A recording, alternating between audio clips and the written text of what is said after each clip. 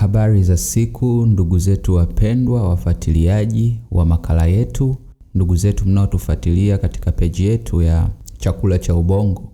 Ningependa kuchukua nafasi nyingine tena kuwasalimia na kuwakaribisha katika makala yetu ya leo.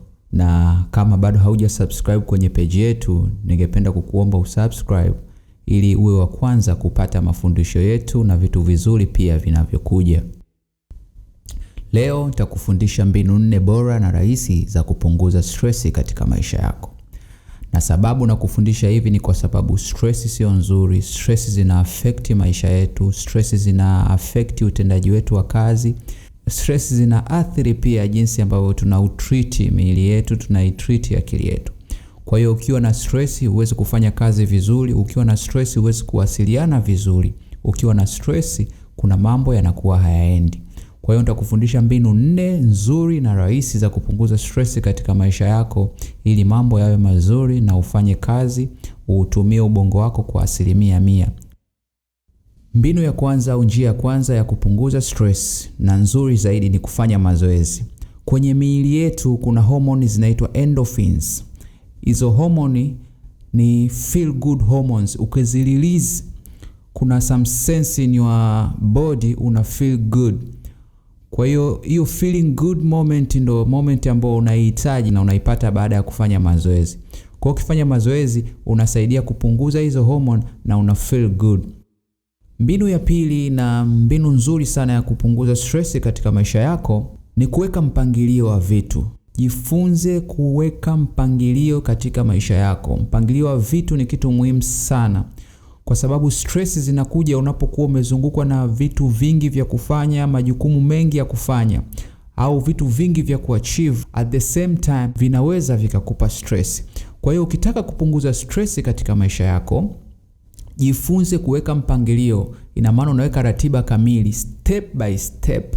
Utafanya hiki saa ngapi, utaachieve hiki, au kipi kinatakiwa kianze, kipi kinatakiwa kitangulie, kipi kinatakiwa kifate.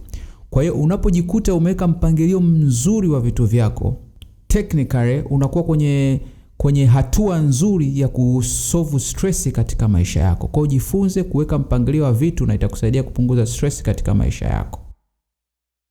Njia ya tatu na njia bora ya kupunguza stress ni kutake your time out. Unajua stress inaweza kusababisha ukawa mtu mwenye hasira au ika-affect jinsi ambavyo unawasiliana na watu. Kwa hiyo if you want to solve stress, you need to take your time out. Breathe and take your time out. Focus on yourself. Au fanya kitu ambacho kinakufanya ujisikie furaha kwa muda fulani. Kwa mfano kuna mtu anapenda labda kusoma kitabu, kuna mtu anapenda labda kuimba, kuna mtu anapenda labda kusikiliza muziki.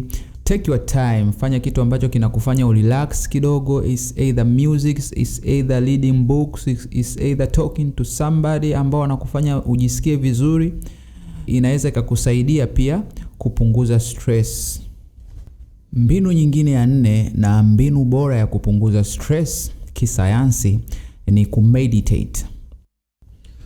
Meditation ni njia rahisi ya kuongea na ubongo wako, ya kuongea na akili yako, ya kuongea na mwili wako, ya kuongea na wewe, ya kuongea na nafsi yako ya ndani.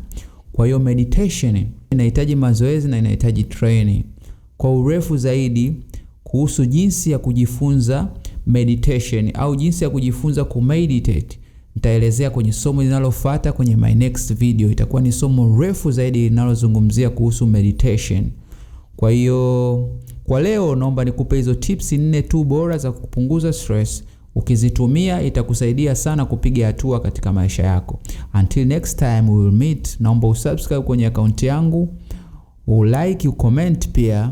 Ukiweza pia unaweza ukashare na mwenzako ili naye ajue hizi tips 4 za kupunguza stress. Asanteni, see you next time.